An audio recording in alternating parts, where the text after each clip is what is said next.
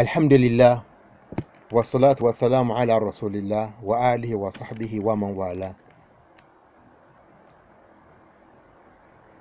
There lived an old man in the very ancient past. Almighty Allah chose that man to guide the rest of the citizenry. People were opposed to him. They forced him into exile. He had a wife. He and the wife were childless. People started making jests out of him. That man now made a pledge saying, "Oh Allah, if you can give me a child and ask me to sacrifice him, I will do." When he and his wife were very old, and the wife had a slave girl, she now told her husband to take up the slave girl and marry her. The man succumbed to the suggestion of his wife.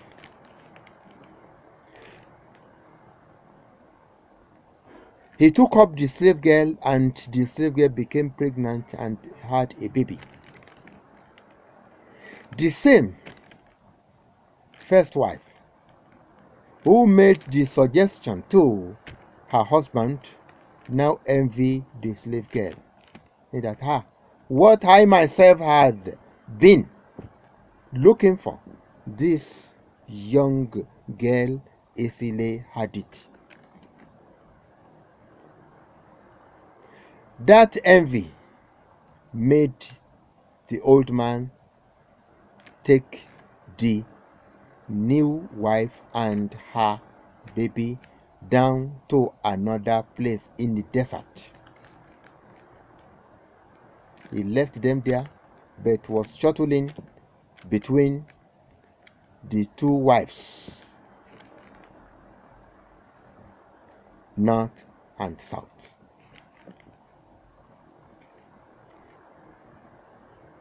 In the new environment of that second wife and her child,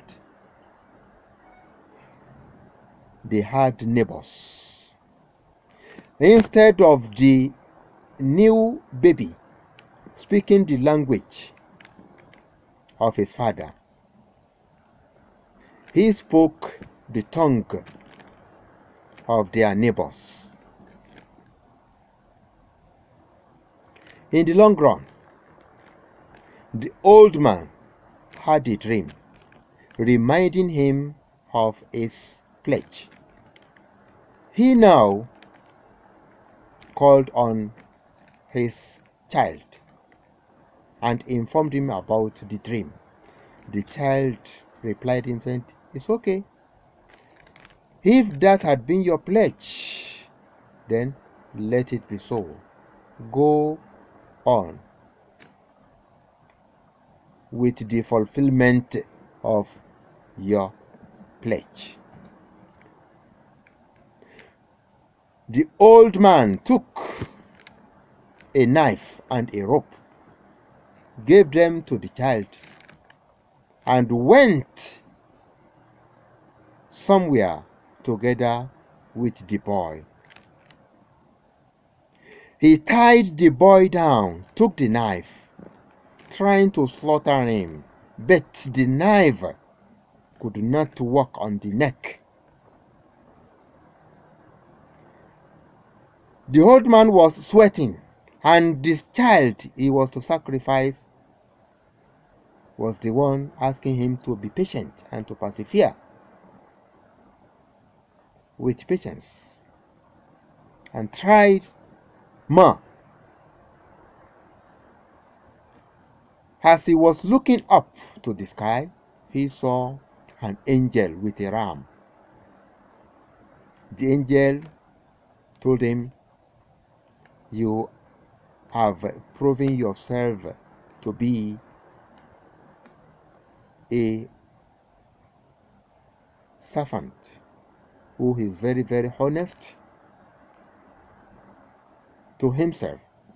You have tried to fulfill your pledge, and so Allah has decided to replace your child with this ram."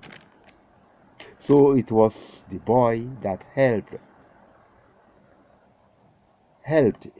his father to tie down the ram, and his father slaughtered the ram. The child grew up. He married from their new neighbors in that new place. In the long run, Almighty Allah commanded his father to look for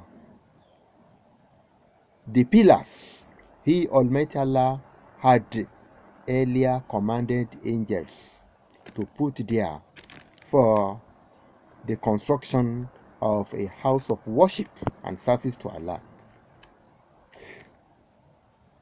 The boy helped his father to build the house. After completely constructing the house, Allah asked the old man to climb a nearby mountain and made an announcement proclaiming that all you people of the world should come to worship Allah by this house.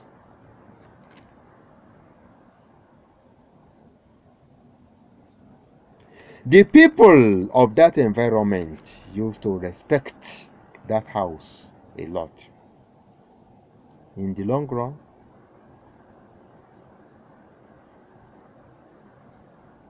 when that man died, and before his death, his first wife also had a child.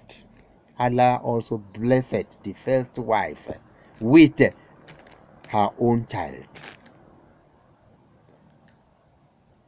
which means that the child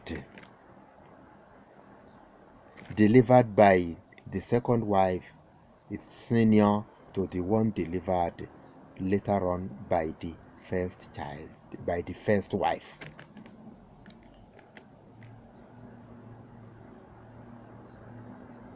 When the old man died, the majority of persons chose by Allah to the same status and position Almighty Allah granted that old man were from the offspring of the second child.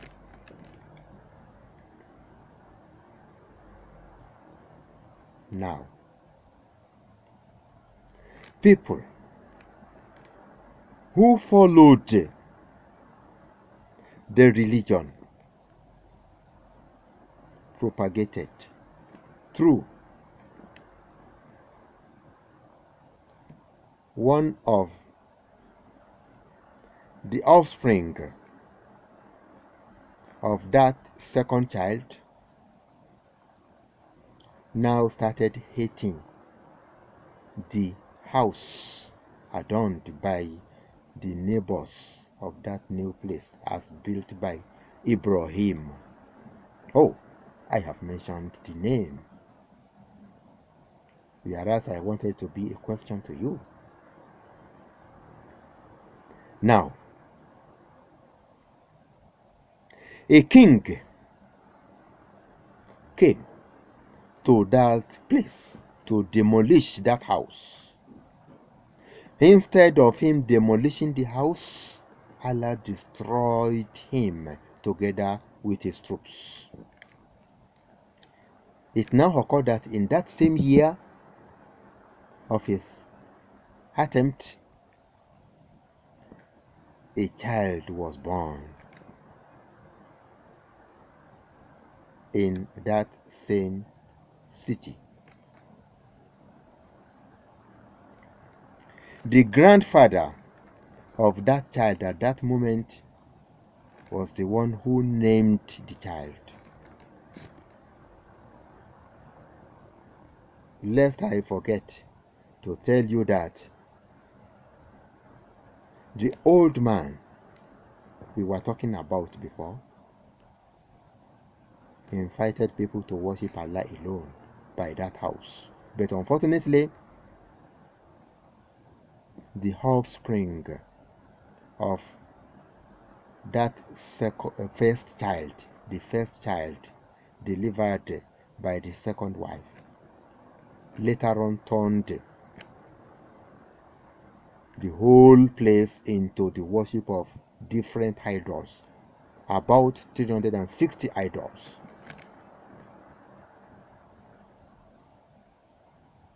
That child was born in the same year that a king from another place tried to come and demolish that house. That child came into being. He grew up among his people as a beloved person to them. They knew him as a trustworthy and an honest person.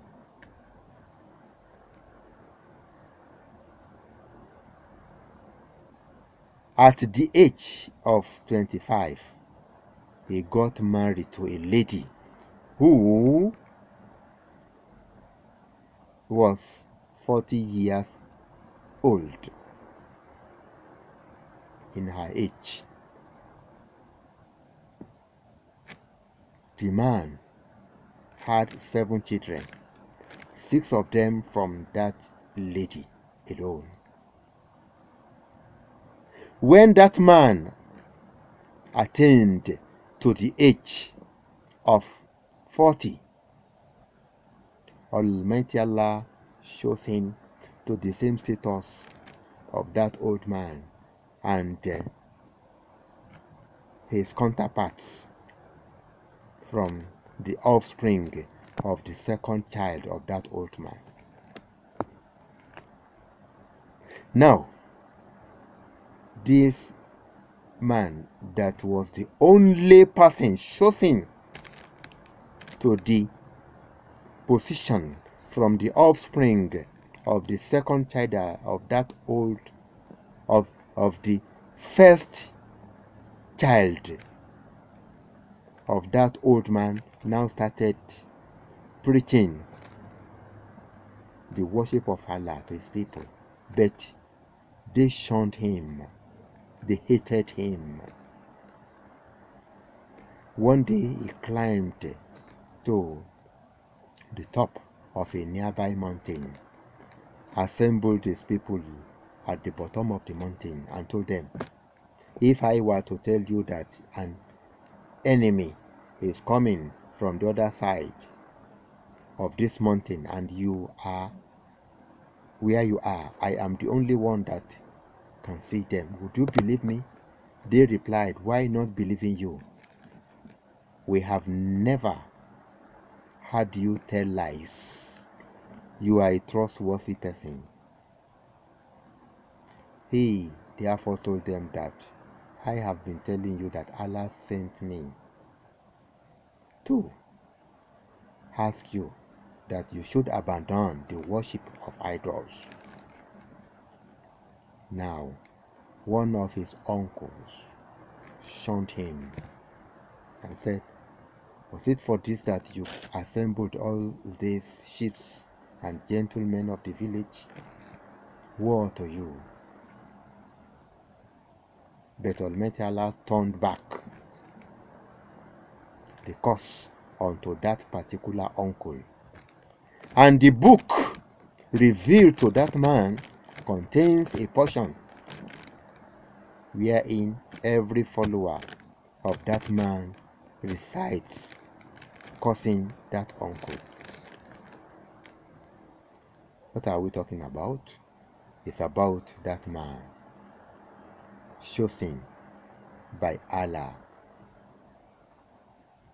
to guide all human beings. Those who were chosen to that position before him, each of them was only sent to his own tribe.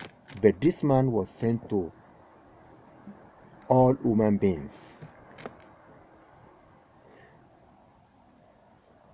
That man tried his best to convince his people, but they rejected. By the time he was chosen to that position, he had an uncle who used to be the chief of that hometown.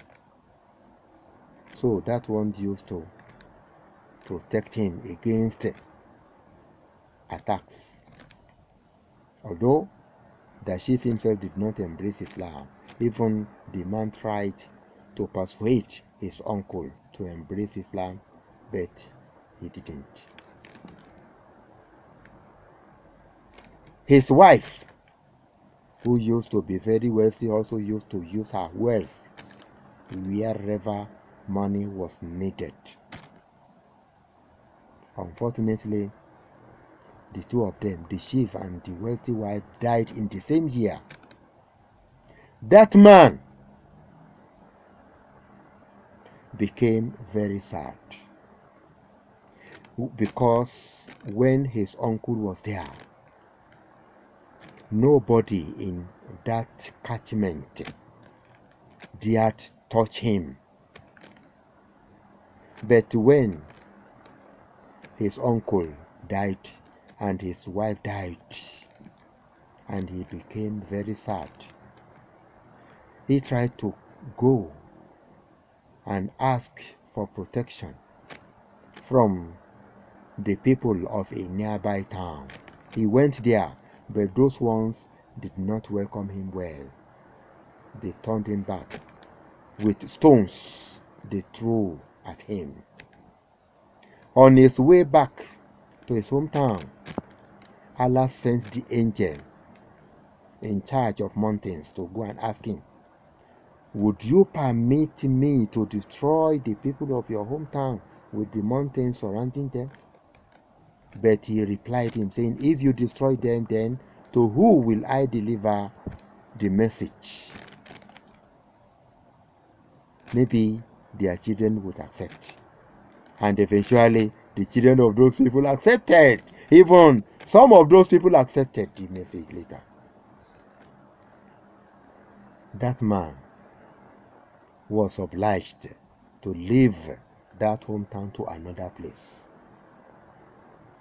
But he never celebrated his birthday. The people who happened to be his followers and his contemporaries never celebrated it. The followers, the immediate followers, and those who followed them on the track never celebrated his birthday. But in the 5th century, after the demise of that man, some people introduced the celebration of his birthday.